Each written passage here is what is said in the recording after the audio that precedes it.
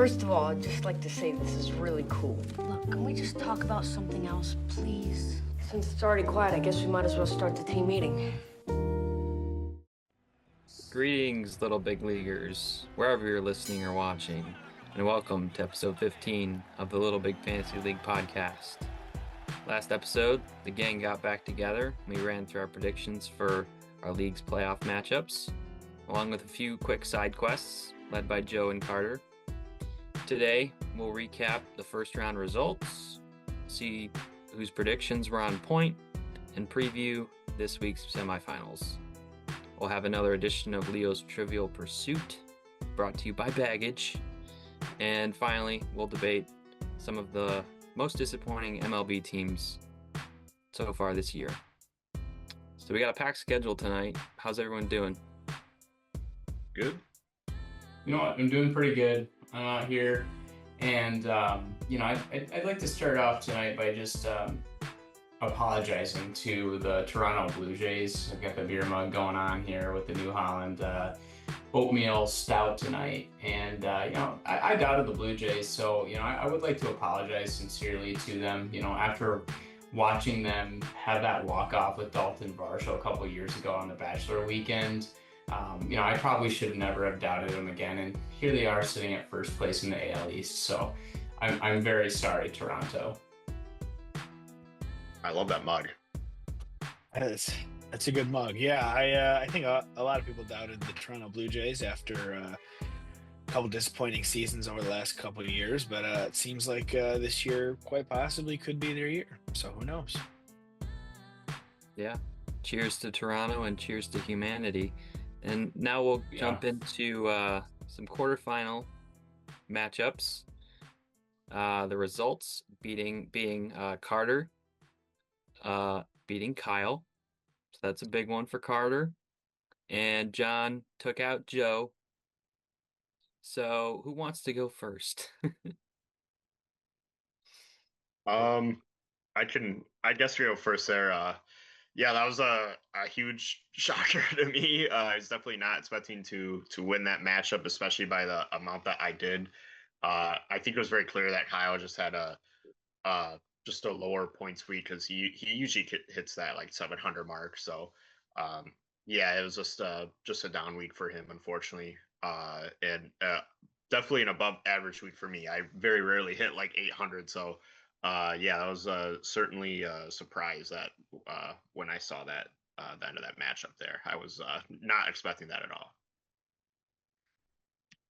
Yeah, I'm not sure what really happened to Kyle's team there. It seemed like, we talked about it last week, just a very solid, like on paper roster and a big second half team. And obviously that matchup was not particularly close. The final score being 814 to 581. So yeah, that was pretty surprising to see after Kyle had been hot for so long. And it didn't appear to be, too many injury issues there. He did have Mackenzie Gore going to IL 15. But other than that, I mean, even his bench, he's got some solid players on the bench. So he had plenty of options and a healthy offense. So I think, it's that's the reality, I think, of the playoffs. If you have one down week, you're out, and it definitely sucks, but that's just the way it goes in this league. Yeah, definitely. I'm glad Carter got the win.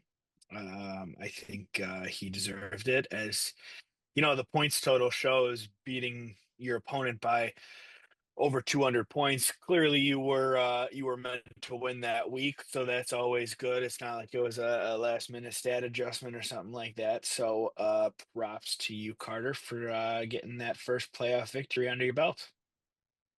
Thank you. Yeah, it is my first playoff victory, actually. I didn't think about that. Yeah. And you doubted yourself too. I definitely did. I didn't even think I'd be making the playoffs in general. So it's I'm a very happy man to even have made it, let alone this far. It's pretty insane. Yeah, I think Leo and Joe are the ones that got that right, that prediction between the two of you guys. So that's good there. Yeah, so why don't we jump to Joe? Any thoughts on your matchup with John?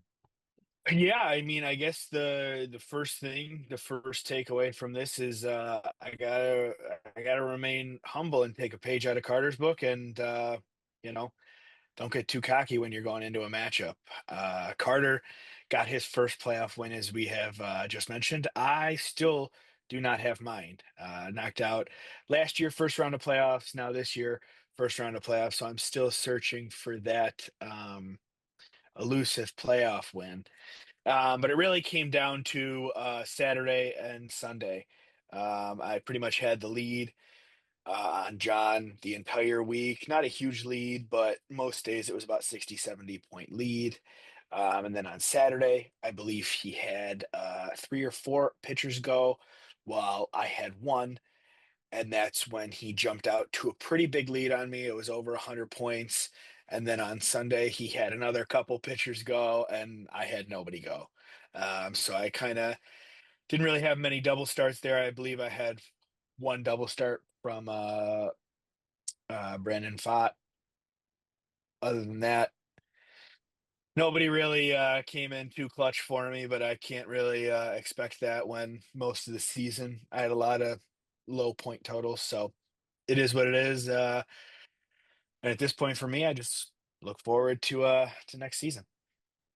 Yeah, like we talked about in the last episode last week, we really thought it was going to come down to Saturday. And as Joe mentioned, it really came down to Saturday and Sunday. And we really thought it would come down to the pitching. And I think in some sense it did. Scuba went out, had a fantastic start against Chicago, as we all expected, 43 points. But can't discount what his hitters were able to do as well on Saturday. Jackson Holiday had a 14, Freddie Freeman 17, Suarez a 19, Ramirez a 13, Buxton an 11. So he got almost 100 points from his hitters alone. And then Sunday, his hitters were even better, scoring over 100 points. Suarez continued to be a monster, had 2 home runs, putting up almost 33 points. Jurickson Profar came through clutch. Ben Rice came through in the clutch as well, and so did Byron Buxton again. And then he also got a really good start from Clayton Kershaw against Baltimore, as Carter probably saw on Sunday. So some of those pitchers on Sunday also contributing. Sonny Gray, another name. He's had a actually surprisingly really good season for a pretty bad St. Louis team. So yeah, Saturday and Sunday really was the defining factor, I think, for John in what turned out to be, maybe not as close of a matchup, I think, as Joe would have liked. Yeah, Yeah. definitely hurt me there. If I was going to lose, I'd rather it have been a lot closer, but 87 point loss, definitely not what you're looking for. It was actually funny. Multiple times throughout the week, John actually reached out to me because our point totals compared to the other playoff matchup of Carter and Kyle were significantly lower, to the point where I think like after 2 days, their matchup was like at 200, 100 something, and mine and John's was like 30 to 50. It was so much lower that John reached out to me and he's like, our teams are looking really awful right now. And I texted back and I said, it looks like neither of us should have been in the playoffs with how bad our teams are performing right now. Uh, and then I believe 2 days later, I believe this was Thursday, John then reached out to me again and said, we have more pitchers who have had negative point totals than we do positive point totals. So that Yikes. one really stuck in my head too. That not only was he having a bad week, I was as well. So it is what it is. Yeah. Yeah, thanks for that, Joe and Leo. Good analysis there. I don't have anything else to add to that. Carter, do you have anything? Yeah, I just want to say to Joe, like, I wouldn't beat yourself up too much. Like, I personally think, I mean, that's less than 100 points there. I still think that's a competitive matchup. So, but just yeah, looking at the pitching and stuff, I unfortunately I think yeah, just John had those double starts, came down those double starts, and just Yeah. yeah, got you there. Unfortunately, if it was just hitters though, it was hitters only. Yeah, think Joe would have came out on top. Although, yeah, anyone that's faced John's team, Suarez is like a thorn in our side. Any team, I'm sure you know, that has faced him. That guy, I remember, I think one matchup against John, like he hit like 5 homers in a week. I'm like, what is going on, man? That guy's a Yeah. monster. Yeah, I mean, there's so many what ifs. Like, what if I didn't have as many injuries as I had, especially the most important one being Zach Wheeler, who had relatively Mm. recently got injured. Who knows what if I had got a double start from him and he started Monday and Sunday? 40 points each start could have made it a lot closer of a matchup, but there's no point in playing that what if game. Everybody's had injuries in this league, so we just we pick it up and we flush it and we move on. Can't forget too that John did finish second place in overall points this year. And I think his team kind of flew under the radar a bit, if I'm being honest with you. We talked a lot about Kyle's team being that second half team. JD having success all year long, really, even despite some injuries. But John's team was very consistent throughout the year. It felt like 13-8, Yeah. just like a couple of the other teams, but scoring over 17,000 points. I mean, he really did have another solid year, and I think this probably segues well into our next section of predictions here. Think it does. Yeah, so I am going to be playing John this week, so I'll kind of jump in there. As of today, I am up points wise, 293, 234. It's Wednesday right now. He's projected to win. So maybe a similar thing with Joe, kind of like I'm ahead right now, and he might have some pitchers. He did lose Kyle Tucker to the IL this week, so that's a big loss. And shout out to John. He texted me to start the week. He's like, "Good luck." I wish him luck too. And then we talked briefly about Kyle Tucker, and I was just like, "Yeah, that sucks, but it's also still a long week to go, so a lot can happen." And yeah, I don't know. It's gonna be interesting. I know my team has had a good day today so far. Like my pitchers have been consistent. But yeah, anything can happen really. I think um I think it can come down to like those little things too, just like, sometimes guys just get random off days, and that could contribute, like Joe said, you can kind of play the injury game or like, well, my guy's injured or his guy's injured, and that just kind of happens. You can't control that. So you just gotta show up and hope for the best. But yeah, the only other comment I will make about this matchup is it is interesting how crucial that last week of the season was with my loss, because then I would be playing Carter today and Leo would be playing John.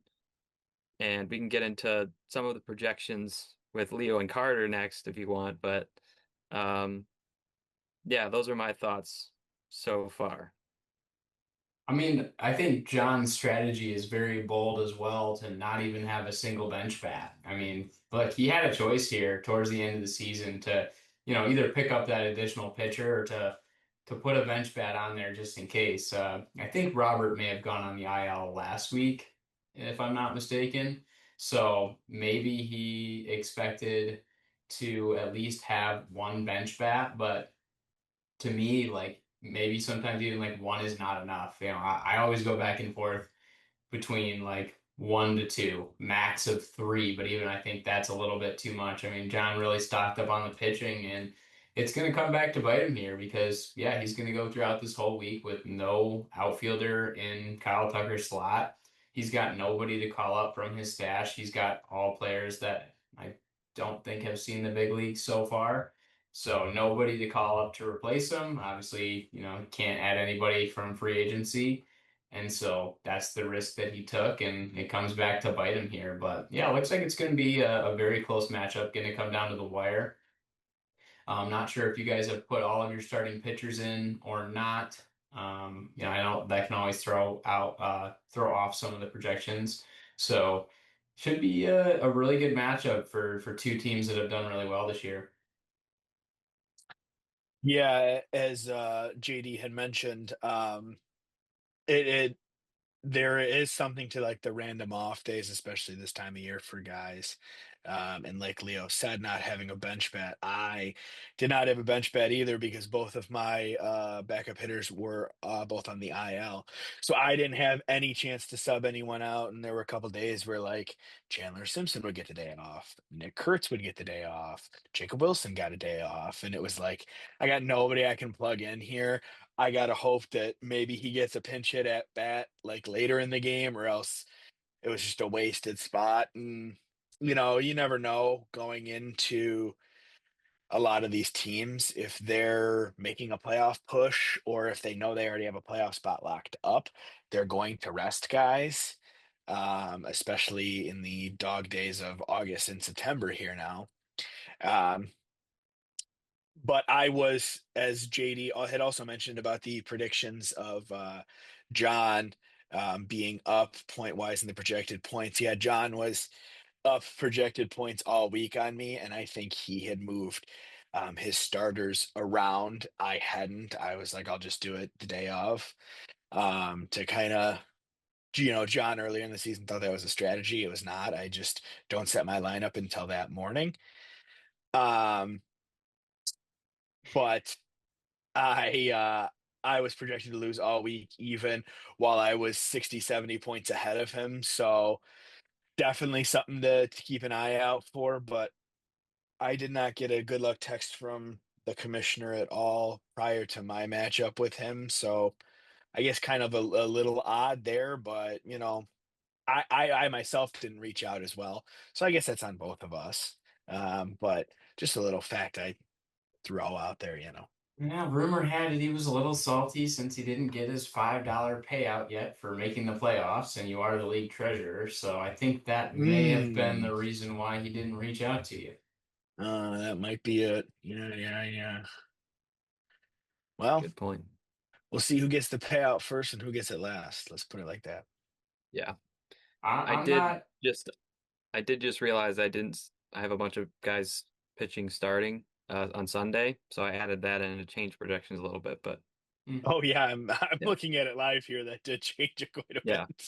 bit. It went from Yeah. 729 to 760, so that is a big deal. And now it makes it look like this matchup Yeah. really is going to come down to the wire, which should be awesome. I saw Yeah. Carter's also making some adjustments in there as well. Is that right? You just jumped from like 580 to 603. I didn't make any adjustment there. No, somebody must have hit a home run. I don't Good know what stuff. just happened. Yeah. Yeah, so that's my matchup versus John. And we got two of the next matchup present today, so maybe just give Leo and Carter the floor here, Joe. Have at it, Carter. I'm going to try to see if I can change the projection at all by setting my lineup for the rest of the week. Okay. Well, yeah, I have absolutely zero faith on winning this matchup. Leo definitely has an advantage here. I mean, it's like a 200-point projected difference, which I think that's pretty realistic there. But yeah, not much to say there. I have the weaker team. But yeah, I mean, again though, I'm super happy I even made it this far. I wasn't expecting that whatsoever. So the fact that I'm even here right now in the playoffs is pretty awesome. But yeah, I definitely think Leo. Carter, do you realize you've gotten a playoff win before the Orioles have with this team? Yeah, the Orioles didn't win shutout last year, and they're not even making it this year, which is horrible. But yeah, that'll be the next next section coming up. But Yeah. I can't wait to go on a rant. But yeah, it's probably all I have to say about our matchup there. I can't disagree with any points that you brought up. I, coming into the week, was feeling a little bit antsy, but my team has gotten off to a pretty nice start after struggling a little bit on Monday. I had a really good day on Tuesday, and the team has played solid so far today. Skeens had another nice start, hoping that Pirates will hold off the Orioles because it's a classic 1-0 game after Skeens throws 5 scoreless innings, and so hoping that he'll end up getting the win there. But a couple Well, home runs he will. from Churio and Langoliers. Thank you, Carter, for the reassurance that the Orioles will lose. Yeah. Um, yeah, my team's in a really interesting spot right now, actually. I tend to play it risky for the long game sometimes when it comes to my injured list. And I did acquire Garrett Cole towards the end of the season, making a pretty blockbuster trade with Justice, dealing Michael Bush, a 27-year-old first baseman for the Cubs, for a veteran pitcher that's going to be coming off of Tommy John, and there's no guarantees that he even is ready for opening day 2026. So he's taking up an IL spot for me right now. Michael Wacha had an off-field incident in which he actually ended up getting a concussion, so he went on the 7-day IL. You don't see the 7-day IL pop up too much, so that's disappointing. Lou goes on the 15-day IL. Thankfully, Chase Burns should be coming back to the Reds on Friday. He's missed several weeks of action when the Reds shut him down, dealing with some arm stuff. So hoping that he will come back as a starting pitcher and that he'll be able to work at least into 5th or 6th inning so he can get me some good points and rack up some strikeouts. And then I'm hoping to get Cole Reagans back at some point as well. So I'm kind of in this like injury limbo right now. I'm really regretting my pickup of Max Muncy at the end of the season, but it kind of was a risk I had to take a little bit, just knowing that Machado is a little bit older and you never know what can happen.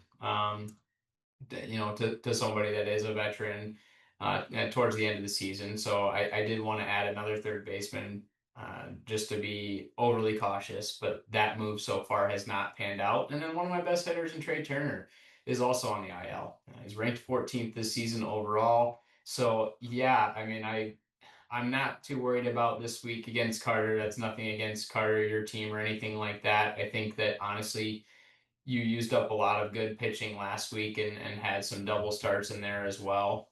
So you won't have as many starters go this week.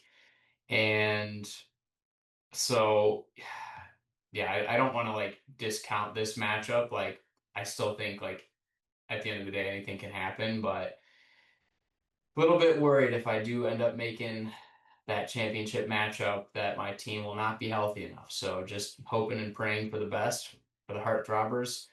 And it's the playoffs. It's good stuff, but it man, it really can go either way. I was going back into the PowerPoint presentation that we rolled out at the beginning of the season, looking at the payouts, and it's that is a little bit big of a difference between that first place and second place cash prize. I'm gonna have to pull it up again here. We did mention that each team that makes the playoff gets their measly $5. Let's see if I can find it. But any other thoughts on our matchup? I don't have anything. Yeah, I think you both told it how it was. I think Leo is the favorite in this matchup, but stranger things have happened, Carter. So don't sell yourself short. You never know. I think um, with how hot Kyle's team was, yeah, me and Leo predicted that you would get the win against Kyle, but I think that was at the point where you already had a decently steady lead on Kyle. I think if it was the other way around, I might have given Kyle the edge. So definitely, I know the projections aren't your favorite right now, but all it takes is your pitchers to have a couple good starts and Leo's pitchers to have a couple bad starts, and it could easily flip the other way. Yep. Well, we won't know until Sunday night. So, and even then, crazier things have happened. Very So, true. yeah. I pulled up the payouts. It's $250 total to get paid out. $5 for each team that makes the playoffs. Third place gets $30. Second place is 65, and first place is 125. So, you almost double going from second to first. And, that first place payout was real nice last year. It did help me buy Jared Goff authentic Nike home jersey. So, not sure where the money would go this year. Got to get through those matchups first, but it's on my mind already. I'm not gonna lie.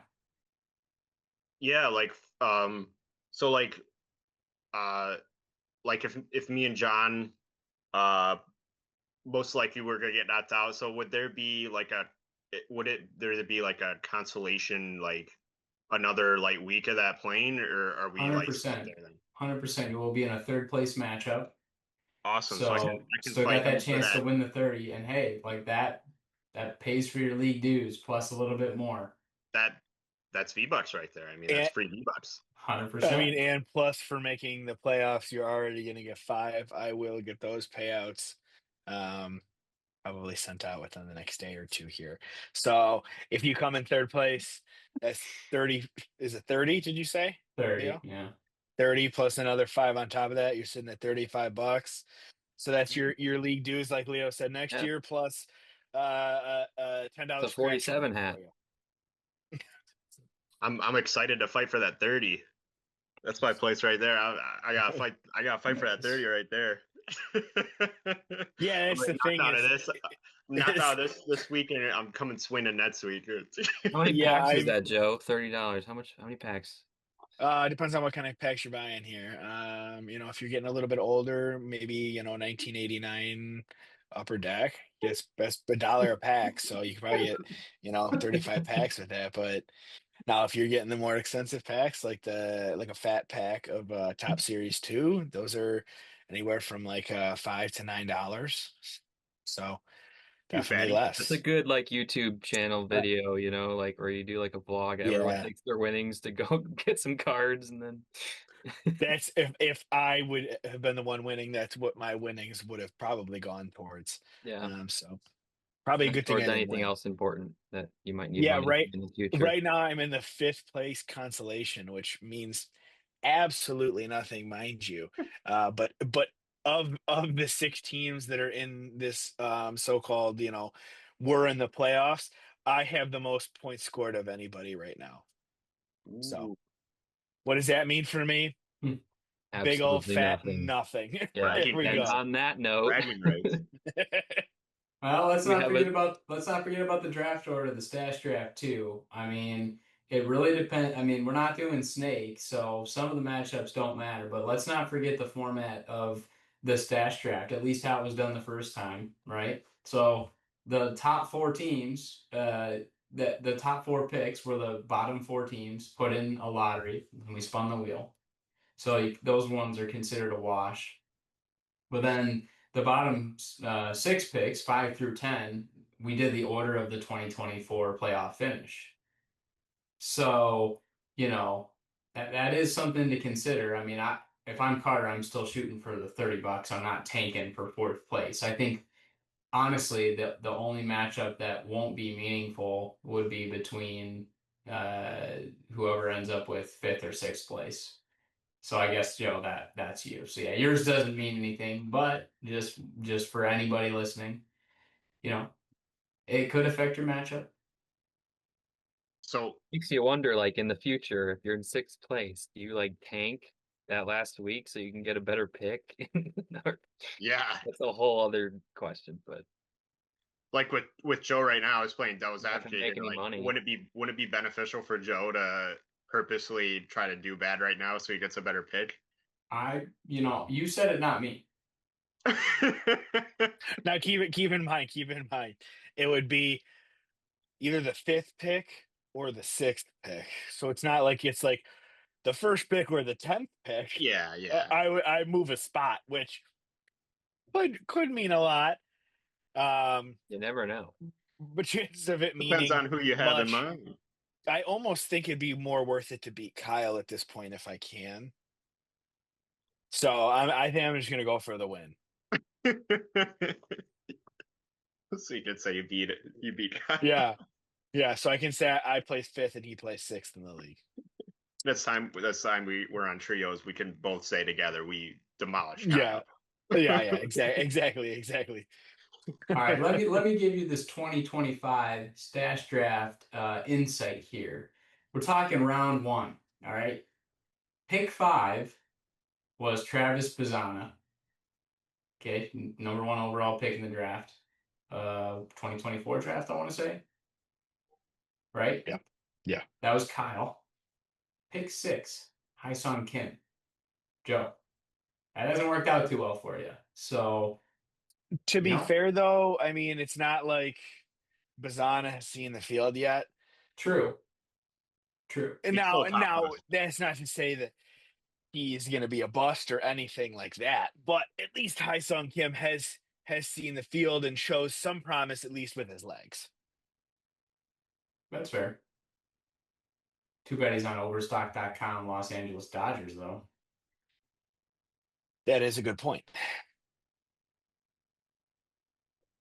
Good stuff, gentlemen. Now we have a surprise segment. Leo, do you want to introduce this one? I don't know. Welcome to Guess That Shirsey, where we play Who the Heck is on the Back of That Shirsey. Today, the only podcast team member wearing a Shirsey is Joe Lenzini. Joe happens to be wearing a nice throwback Arizona Diamondbacks majestic red Shirsey. You can clearly see on the front, it appears to be probably somewhere between the era of, I'd say 2009 to 2011, somewhere in that time frame. And each league member that's on the podcast here right now is going to try to take a guess at who is on that Shirsey. So Yeah. So I think the first round, everybody gets a guess. If nobody gets it, I move. I'll give maybe a small hint, and I'll guess again. Everybody guesses until they get it. So I feel like it's not fair for me to make another guess, considering that offline I already have guessed Mark Reynolds, and that was incorrect. So I'm going to pass it over to Carter for the next guess here. I know that your knowledge of 2010's Arizona Diamondbacks baseball players is very strong. Yeah, I think it's just gonna be Leo JD taking guesses here. Oh, throw Been a out long anybody. day, man. They don't My even have brain to is have been on the mush. I cannot. Diamondbacks. I mean, I literally wouldn't know anyone from that era on that team. I can't even throw out like a fake guess. I wouldn't know anybody. Who Oh, knows? They may have been an Oriole at one point. Ooh, is he giving hints? The only one that comes to mind, I think, would be Trey Mancini because he's like part of their system, the Diamondback system, like right now, I think, or something, like in the minors. Okay. I will say that guess is not correct. but respect for trying. JD, we're gonna pass it to you. Dude, I got nothing. My brain's mush. I can't. Well, I can tell you this: it's Yeah. definitely not comeback player of the year candidate Merrill Kelly. I think That it is not. I think it's a little bit older of a Shirsey. Looks like it's in pretty Okay. good condition. Yeah, not bad. It's been through the wash quite a few times. It's a So fan was line. the Orioles reference a hint, or are you just bullshitting us? Yeah, your first hint is he did not play for the Orioles. Okay. No, your first hint, I'll give you the number that is also on the Shirsey. It is number 15. Is it? Oh, he didn't play for the Orioles ever.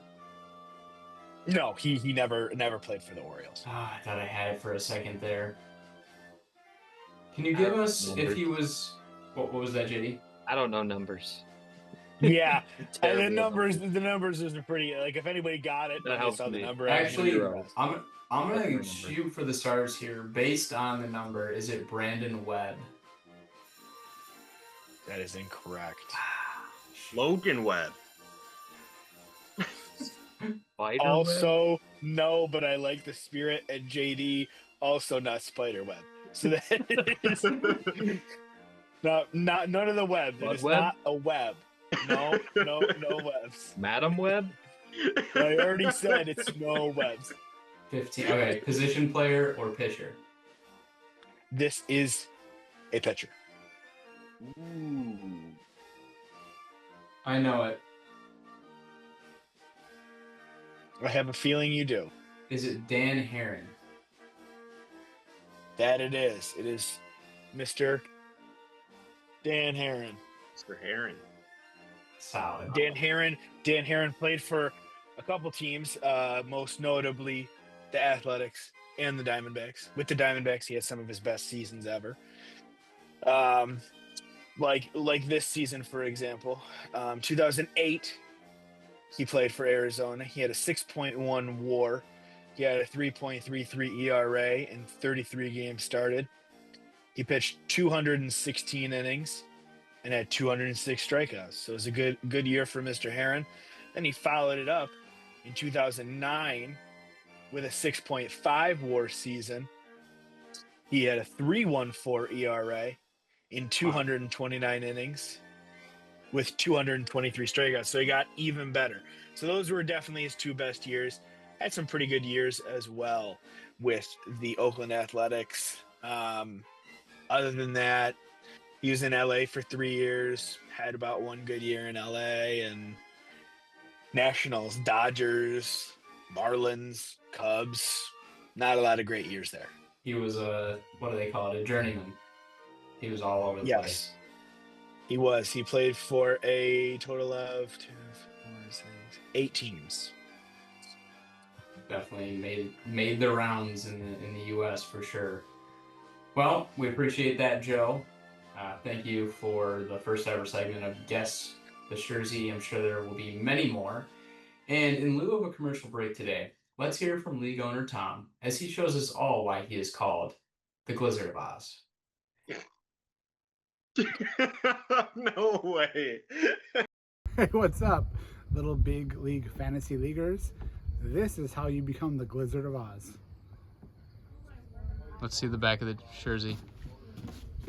There it is, 2014 American League ERA leader Mr. Sanchez. on E-ball. These hot dogs look like a dirty Sanchez. But now they're clean. It's all good. And we're back. Thank you, Tom, for your message. It's always great to see you and good to see some features from other guys from the league. So we will. Yeah, we're definitely going to need that carrying through as our league is about to be over soon. So Yep.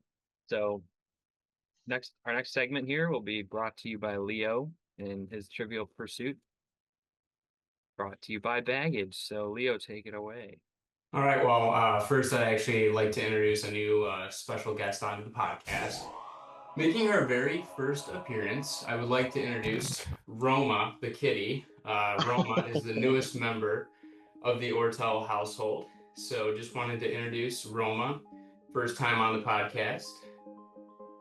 Let's go. Hello, when Roma. did you get a Just cat? chilling. Did you just find out about this, Joe? Yeah. Joe's been kept out of the loop. I'll be right back. I just found out Sunday. What? I told him when I got turtles last week. He doesn't tell me he gets a friggin' cat.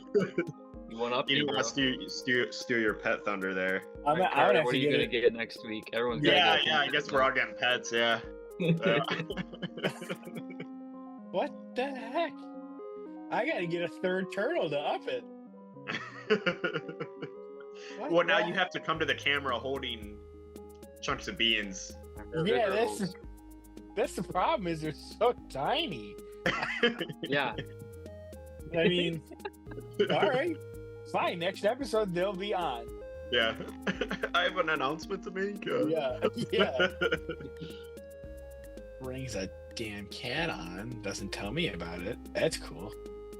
Did he tell you? When did he tell you guys? A Sunday. few days ago. Is it actually his cat? Why did he not tell me about your cat?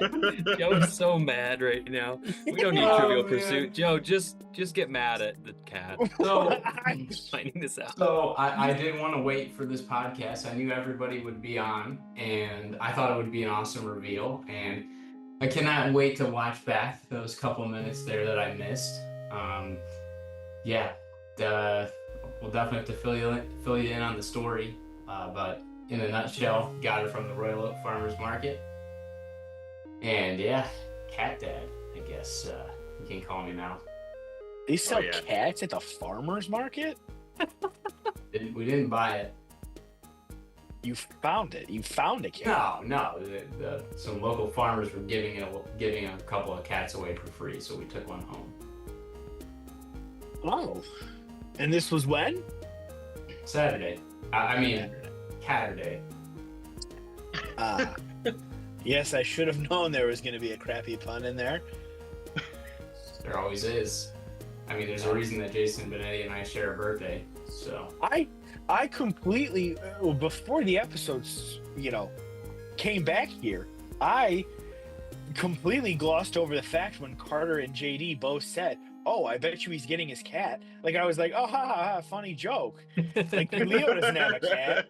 Oh, I was just Did ignored what the hell they said because I was like, So "That's a glad. stupid joke."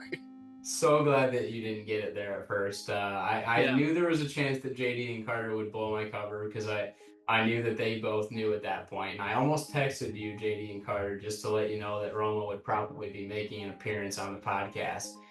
But, I wanted it to be a surprise for everybody. So, after Joe showed Surprise off... Joe regardless, so. Yeah, I mean, Joe's been showing off his turtles, so had to show off my pet as well. What the heck? I literally, they said that and I was like, haha, that's funny. Leo doesn't have a pet. And I didn't think anything about it again. Because I was like, oh, if he would have gotten a pet, he would have told me about it. So I was like, hey, he definitely doesn't have a cat. You thought. Yeah, I guess so. So finally, we begin the segment of Leo's Trivial Pursuit. Once again, as JD mentioned, sponsored by Baggage. Shout out to Jerry Springer. And so, my first question for the group here is, it's a collective group effort. All right, so shout it if you know it. I'm looking for Carter's favorite team, the Baltimore Orioles, the top 5 players of all time based on wins above replacement, aka WAR. Looking for all-time WAR according to Baseball Reference. Okay, I'll give you this. We have a combination of both hitters and a pitcher. There's a single pitcher in there, but 4 hitters and 1 pitcher. Okay, so, I think naturally we have to go to Carter here first. Cal Ripken Jr. Cal Ripken Jr., and where do you think that he falls in that top 5? Number 1. That would be correct. With a 95.9 WAR, he by far has the highest WAR of any Oriole of all time. Solid. Sweet. Is this just WAR they earned playing for the Orioles? That is actually a really good question. I believe yes. Okay.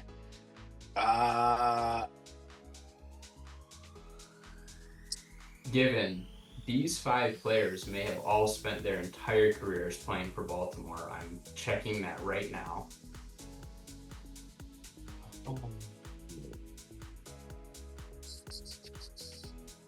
One of the players did not spend his entire career with the Orioles. 2 of these players did not spend their entire career with the Orioles, but pretty limited time for other ball clubs. All right, back to Carter here again because I'm hearing crickets from no one else is. JD and Joe. Oh, he took the easiest one. Our Orioles experts decided to take low-hanging fruit and get Cal Ripken. All right, give me somebody good, Carter. Eddie Murray. Eddie Murray is on the list at number 4, one of 2 players ranked on this list that played for other teams, not to be confused with Eddie Murphy. Okay, I got. I'm gonna guess. I don't know which one it is. I think both of these guys played third base, and I think one of them played for the Orioles and one of them didn't. I'm gonna guess Frank Robinson. Cue the oof from what's the game? Among Us. Or is it Roblox? One of the Roblox. 2. Yeah, cue the oof from Roblox. Am I out or can I keep guessing? I think after you guess that guess that you have to be put on mute for the next like 5 minutes. Carter, He keep said going. Robinson, I though? don't know Orioles. Yeah, which Robinson did you say again there, Joe? Did you say Frank? But there's like a Brooks Robinson, right? You know what? Nate So yeah, Robinson? there is a Brooks Robinson. I won't give Joe too much crap on that. I think we'll let him come off mute here because Frank Robinson did spend 6 years of his Oh, career space. playing for Baltimore, so I'll give him that. Thank you. Do you have another guess there, Carter? Brooks Robinson? That is correct. He is number 2.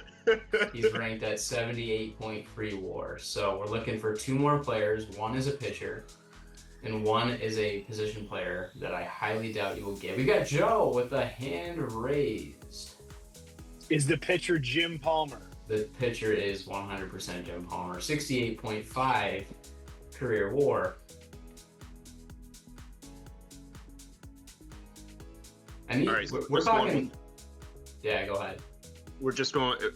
Do we need one more hitter? Is that it? Yeah, Or one two? more hitter. We're talking all Hall of Famers here. Your hint is this player started playing in 1915, wrapping up his career in 1930. They played 15 years. Were they all with the Orioles? No. A couple years for Washington. Oh yeah, Buddy McGillicuddy. Yeah. A couple years for the Boston Braves. This dude must have been, if he only played 15 years and he's on the Orioles' top 5 WAR leaders, he must have had some crazy years with the Orioles. He did, and at that time, the franchise was the St. Louis Browns, so it was a combination of like multiple football teams, I was gonna basically. say. I'm gonna have to call a friend for this one. Who's your friend? Red Rays. Oh, I'm definitely sending him the link to this podcast now after you. No. He does share a name. I'll give you another hint. He shares a name in Back to the Future with Marty's dad. Never Who seen the Back hell to the is Future. Marty's dad? Oh. That's a crime. Do you guys know the first name? I don't know I haven't Marty's dad. I haven't seen the movies, guys. I just. Oh. McFly. You haven't seen Back to the Future? No, but that's not what we're going to dwell on right now. Yes, we are, considering your George. massive DVD collection, George McFly. which requires George. the tracking spreadsheet. George? George is the first name. Heller. That's not right. George No. Smith. You got the right letter for the last name, JD. George S. You've All right. probably heard of George. him, Joe. You've probably heard of him, Joe. Orange. And the first letter is S. S. Can we do All right. what's the charades sounds like? So I'll give you this. I'll give you All this. right, give me this. So you know that the letter's S. I'm thinking of a word that the Glizzard of Oz would probably hear when he's grilling up some glizzies on the grill. And this last name sounds like this word. It's a word that'd be like, oh man, those dogs are flaming. What's another word for flaming that starts with S? Smoking? Who said it? George Who said it? Sizzler. George Sizzler. George Joe got it. That is the fifth His last name player. Sizzler? That's pretty George bad. Sizzler, St. Louis legend, and he probably is up somewhere at Camden Yards. He probably didn't even wear a number, so his last name's probably up like within the all-time greats there. But George Sizzler is number 5, ranked with 54.7 WAR. So yeah, some good names up on this list. Some other ones that are definitely familiar. Mike Messina is within the top 10. Boo Powell is another interesting one. He's in the top 15. I actually met him at Camden Yards, happened to be at the game the day I was there, and actually won an MVP award back in 1970, and I actually got a ball signed by him that day. So that was kind of cool. No way. Yeah, that was just one of those random, like, Oh, boot. he was promoting like his barbecue restaurant or something like that at Camden Yards. And so shout out to Walt if you're listening. He was with me that day. Is the ball right behind you there? It's definitely one of the ones in the case. Neat. I definitely could point it out. I think it's bottom shelf right now since being blocked, but she's up there. Unimportant compared to the rest, huh? Get that thing out top row. Not too many people have heard of Boog Powell. Hey man, you want to see my Boog Powell signed baseball? That's an all-time great name though, Boog. Can't beat that. Yeah, It really is. It reminds me of I believe that was the main character in Over the Hedge. Ooh. Yeah. I've Great- seen that great movie. movie. but not Back to the Future. Yeah. Boog the Bear, I believe, was his name. We gotta have a movie night now with Joe. Yeah, I guess so. Dude, we're doing a whole weekend, Back to the Future weekend, watching all three in one night because it's the best movie series of all time. I've seen all three. It's just been like a good 15 years. Been a long time. Oh. Where's Brian Roberts on the list? That's a That's a good good one. I question. didn't even think about it. He's definitely up there He was- on the leaderboard. I hope He's so. in the top 20. He is 22nd. Second, bad. all right. I would have guessed. Not I bad. would have guessed higher. Where's Also got- he's not going to be on the list. Never mind. Also got to meet Brian Roberts at a random You man? random outing. Dude, He was what? actually thinking about coming on as a donor for the Spring Arbor baseball team, and he was living down in Florida when we were down there for one of our trips. He came and did like a Q&A with our team, and I actually got to ask him a question about like the steroid era, and I'll never forget like getting to ask him that question. I think I just was asking about like what it was like, you know, playing with guys in the steroid era. And I think he actually was rumored or even admitted to like using steroids once, and he called it the sauce.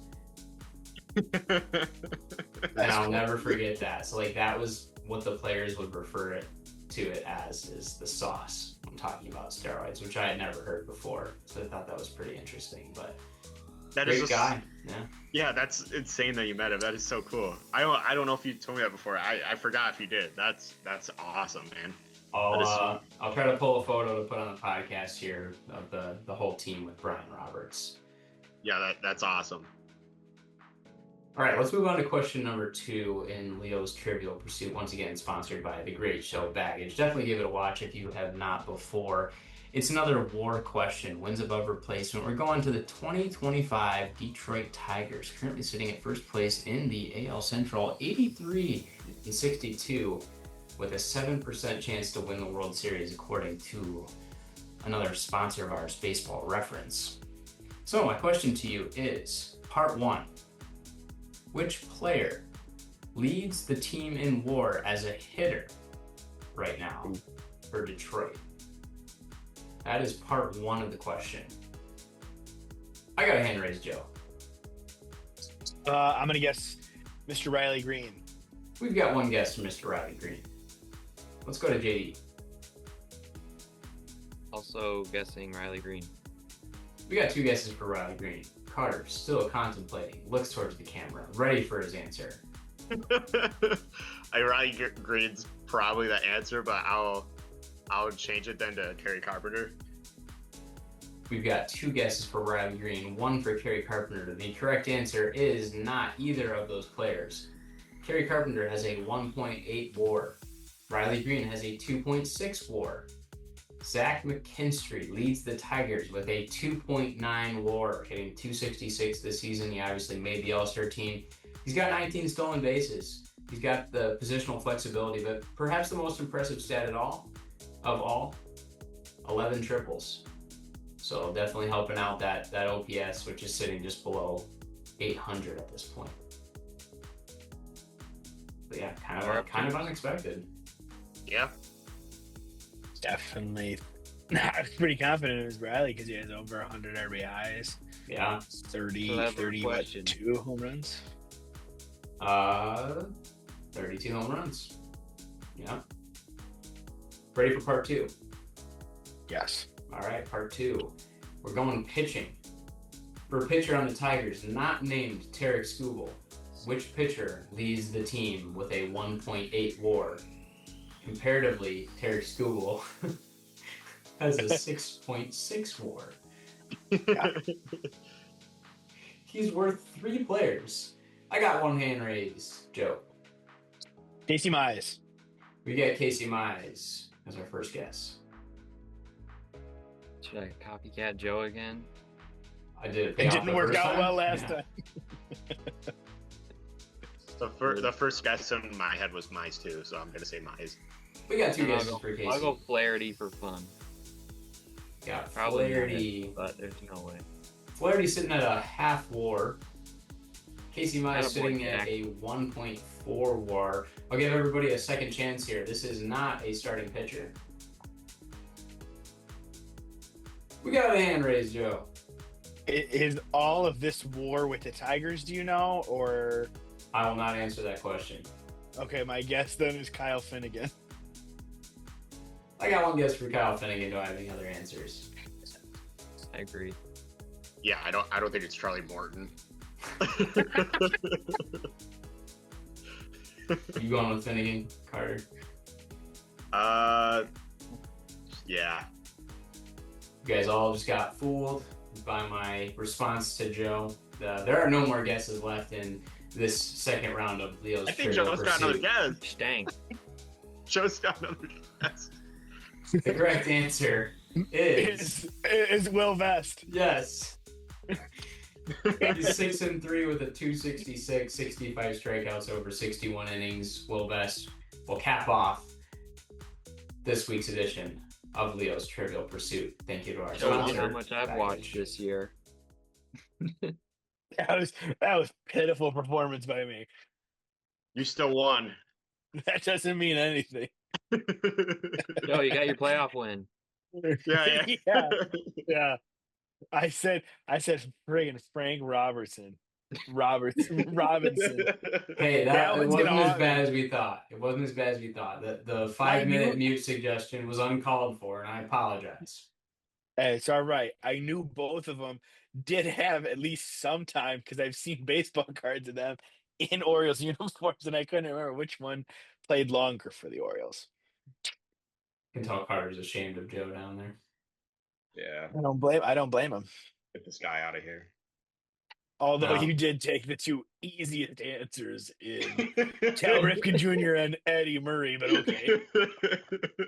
Well, I'll say Carter's taking a lot of hits being an Orioles fan in this episode, so we're just going to keep the ball rolling here as we get into our next segment, 2-Minute Madness. In this segment of 2-Minute Madness, we're going to be talking about the most disappointing teams in baseball this season. Each person's going to go around. They'll have 2 minutes per team, so 4 minutes total, to plead their case on why they think the 2 teams they've chose have had the most disappointing seasons in 2025 Major League Baseball. And so let's go ahead, for obvious reasons, and start with Carter. You've got 2 minutes on the clock. Yeah, speaking of the Oreos are balls. They're dog water. They're just bottom of the barrel. You can't get worse than them. It's just, they were, printed to be a big contender in the playoffs this year. I mean, they're not coming anywhere close. I think they're in the bottom of their league right now. And if not, they're close. I haven't checked lately, but expecting them to be. Yeah, the organization just didn't do nearly as enough for their pitching staff. Their pitching has been really bad throughout the entire year there. I mean, I can't even think of their number one starter, like they're big on like what? I don't know, Kreber or whatever. Like it's just, there's just something. I mean, it's just bare bones. There's something there. So yeah, they've definitely taken the cake, in my opinion, is the most disappointing team this season. And also the hitters just haven't been great too. Some injuries as well mixed in there. Personally, I think like the entire like hitting and conditioning staff should be fired, but yeah, that's just my opinion. If you're going a whole season where your hitters just aren't hitting the ball, like there's something going on there. But yeah, so the Orioles are bad. And then my second team, I haven't done too much looking into it, but I gotta go with the Atlanta Braves. I don't think there's certainly a lot more teams worse than them, but I think as far as like disappointment goes compared to what we're expecting going into the season, I think the Braves have been really disappointing for their fans. I'm guessing there's a bit of luck in there. I still think, like looking at their roster and stuff, I still think they have a really good roster and everything. And I know there's some pitching injuries too. What's his name? Like Renato Lopez was down like the whole year. Chris Sale went on the IL for a few months there.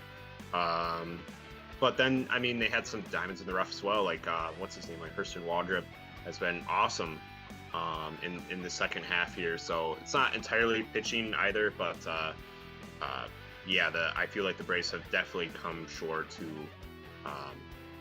what was sort of expected of them coming into this year. I think that'll be all for me. All good thoughts, like both of the selections.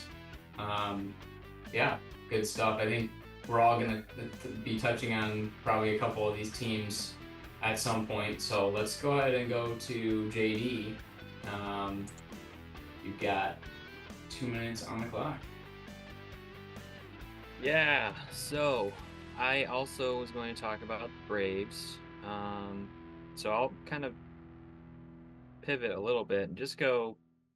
I'll start with the D-backs just because I know they're in a tough division, but I mean, if you think about it, like it wasn't too long ago they came back and beat the Phillies in the DS or the CS, so and got to the World Series and they made additions this offseason. They get Corbin Burns, they added Naylor, and like it was just a really good roster, and they end up getting a lot of injuries and selling at the deadline. So yeah, it's a tough one for D-backs fans probably after probably hoping for the best, but it's a tough division too. So I mean, I haven't followed them too much, but yeah, I think it sounds like injuries.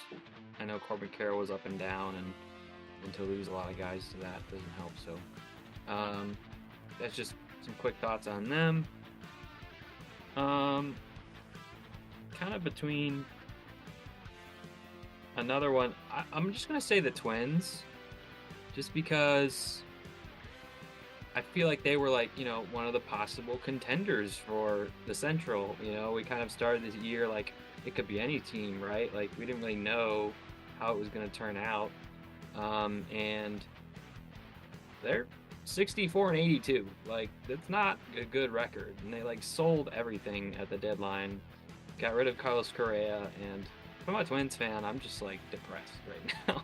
Like it's like I don't see anywhere good right now. I mean, you have a good season from Buxton, but like other than that, it's like there really isn't much to look forward to right now for them. Yeah, I'd say those are kind of the two. I mean, if you're going off just of like expectations, I think it'd be different. But yeah, those are two that I'll say for now. Good stuff. What do you got, Joe?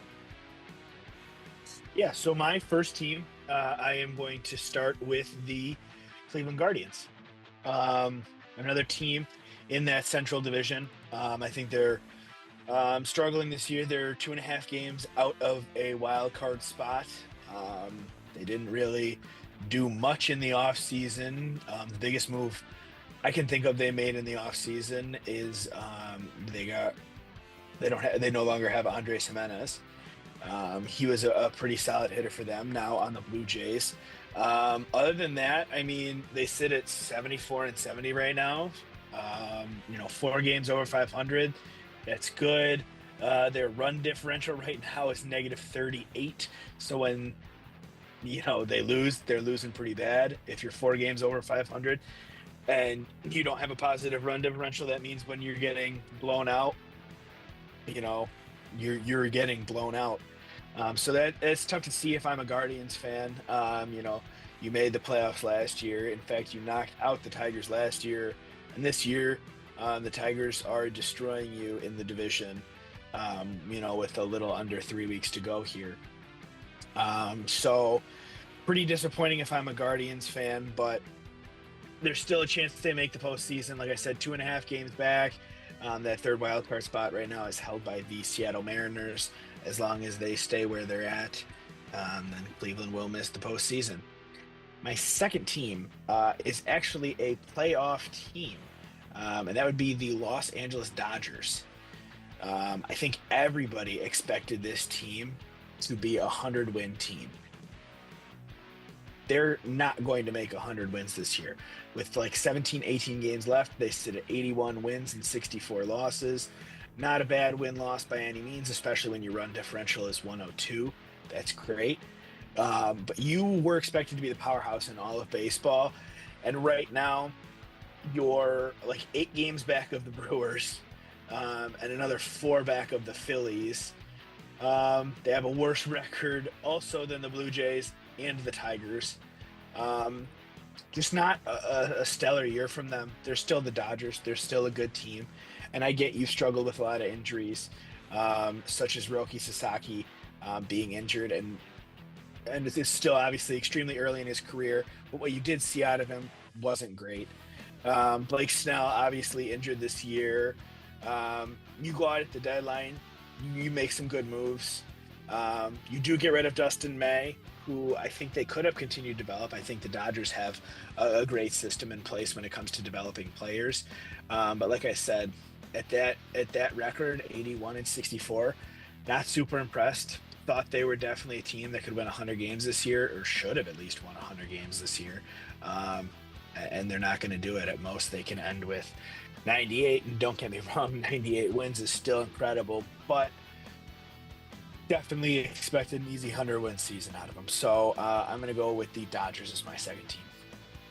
Very interesting pick, but the highest payroll in baseball, so I can see why you would put them up there. It's tempting to throw the Mets in the mix, but I'm not going to name them. I would probably name them if they didn't make the playoffs, but I still think they're going to make the playoffs.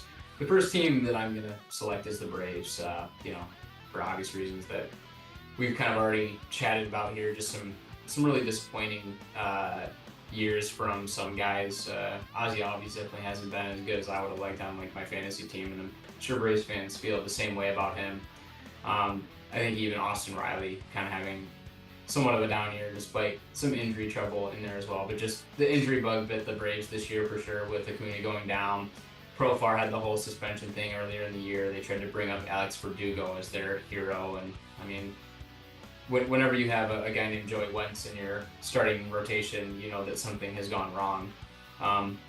Obviously, the injuries to Chris Sale and AJ Smith-Shawver definitely put them in a tough spot from a pitching standpoint. So not really much that the Braves have been able to do in what already is a very competitive division with the Phillies and the Mets.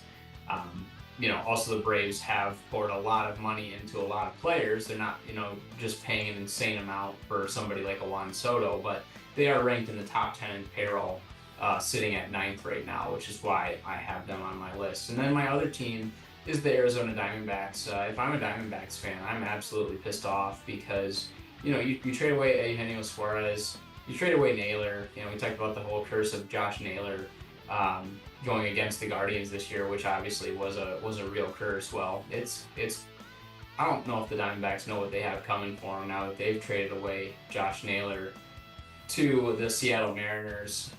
JD mentioned Corbin Carroll going down with injury. They also traded comeback player of the year Merrill Kelly, hoping that he will somehow win that award, pitching in both leagues now as he's with the Rangers. Really the huge bright spot I think for Arizona has been Geraldo Perdomo and Ketel Marte since he's come back off the injured list too. But you tore apart such a good lineup, but ultimately at the end of the day the pitching staff was just not good enough. Eduardo Rodriguez did not have a good season. Brandon Pavot, not a good season. Zach Gallen underperformed. So I think it really came down to pitching for the Arizona Diamondbacks. So that was our first ever segment of 2-Minute Madness. And speaking of 2-Minute Madness, we got about 4 minutes to wrap up the episode here. let's go quick with our thought-provoking statements and shout-outs. I'm going to start off here and shout out Cornerstone University. Cade is coaching there right now. He's the pitching coach, and I'm repping Cornerstone tonight. I'd also like to shout out JD for taking a snooze during that last part of the Lions game on Sunday. It was definitely a snooze fest. Lions had no chance, but hoping they can come back strong against the Bears on Sunday. And I also would like to shout out the Chicago White Sox for sending me a nice little fan pack, including this nice little postcard with some White Sox legends on it. Shout out to them for sending me some pieces of the mail, and I'll throw it to Joe. Yeah, so my shout out this week is Bob, my father. He has taken it upon himself to help me sort through my baseball cards and sort them out by team. I did not ask him to do this. However, since he is retired and now has more free time on his hands, he took it upon himself to organize my cards for me. So pretty awesome. Great move by him. If he has a question on who's on this team, he asks me. Super great guy. Awesome, Joe. I'll go next. I will also shout out the Chicago White Sox.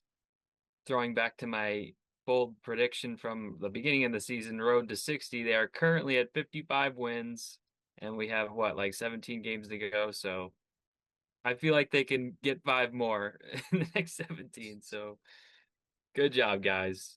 You did better than last year. What do you got, Carter? Shout out to taking out my fall jacket out of the closet this year after 8 months and finding just a random dollar bill in the pocket. One of the best feelings in the world, just finding that after 8 months sitting there. It's like finding like a gold scar in Fortnite. So pretty cool to find that random dollar there in my pocket. That was pretty sweet. So shout out to that. Shout out to the dollars. Love it. Awesome. Awesome. Well, that's going to do it for us at episode 15.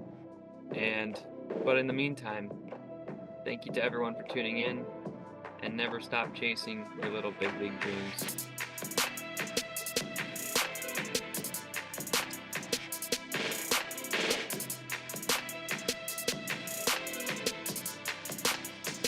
Recording stopped.